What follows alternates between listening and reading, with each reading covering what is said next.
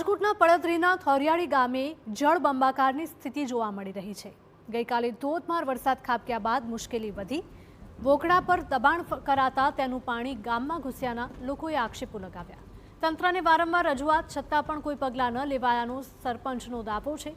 જો વધુ વરસાદ ખાબકે તો મોટી આપત્તિ પણ સર્જાઈ શકે છે। થોરિયાળી ગામના સરપંચનો આક્ષેપ છે કે થોડા જ વરસાદમાં ગામમાં જળબંબાકારની સ્થિતિ છે અને જો હજુ પણ વધારે વરસાદ ખાબકે તો શું પરિસ્થિતિ થાય અને કેટલાક મકાનોમાં પણ પાણી ઘૂસ્યા છે। વોકડા પર દબાણ થયાનો કેસ ગામ લોકો જીતી ચૂક્યા છે, પરંતુ તેમ છતાં હજુ સુધી વોકડાનો માર્ગ ખુલ્લો નથી કરાયો અને એટલે જ ગ્રામજનોને આ હાલાકી સહન કરવાનો વારો આવ્યો છે।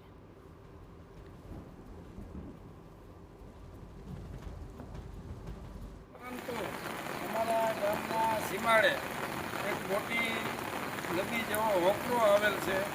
એ હોકરાને અમુક લોકોએ બંધ કરી દેતા જે પાણીનો ફ્લો છે સીધો ગામમાં આવ્યો છે અને અહીંયા રામજી મંદિર છે, ગરીબ લોકોના આવાસ આવેલા છે, એમના ઘરોમાં પાણી ઘૂસી ગયું છે। આ સામાન્ય વરસાદમાં આ સ્થિતિ હોય તો કદાચ 5-6 ઇંચ જેટલો વરસાદ એકી સામટો પડી જાય તો ગામની અધોગતિ થાય એવી પોઝિશન છે।